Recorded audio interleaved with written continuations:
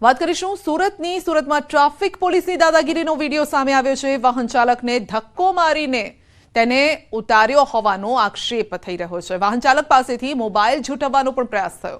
અમરોલી વિસ્તારનો આ વિડીયો હોવાનું અનુમાન છે અને પોલીસકર્મી જબરદસ્તી બાઇકમાં બેસવાનું કહેતો દેખાયો છે।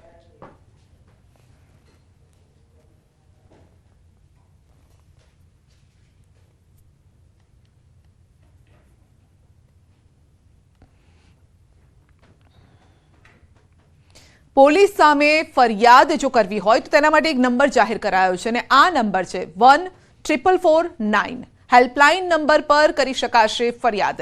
રાજ્ય સરકાર વતી એડવોકેટ જનરલે આપી છે આ માહિતી અને કેન્દ્રનું રાજ્ય સરકારને 15 દિવસમાં નંબર શરૂ કરવા માટે પણ સૂચન છે।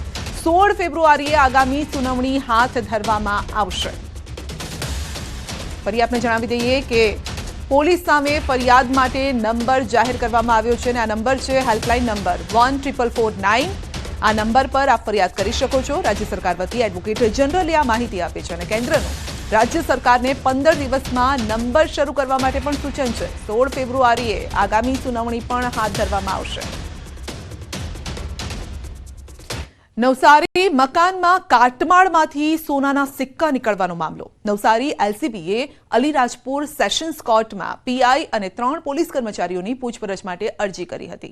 સોનાના સિક્કા પ્રકરણમાં નવસારી એલસીબી અત્યાર સુધીમાં 6 આરોપીઓની ધરપકડ કરી છે। કથિત રીતે સોનાની લૂંટ ચલાવનાર એમપી પોલીસના પીઆઈ 3 પોલીસ કર્મીઓ વિરુદ્ધ કાર્યવાહી કરી છે।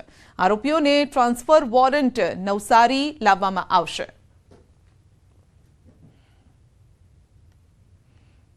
તો મકાનના કાટમાળમાંથી સિક્કા મળ્યા હતા અને ત્યારબાદ આખો તપાસનો ધમધમાટ ચાલ્યો છે। 6 આરોપીઓની ધરપકડ પણ કરવામાં આવી છે। આ મામલે હજુ પણ તપાસ ચાલી રહી છે અને જે આરોપીઓ છે તેમને ટ્રાન્સફર વોરંટના આધારે ગુજરાત લાવવામાં આવશે, નવસારી લવાશે।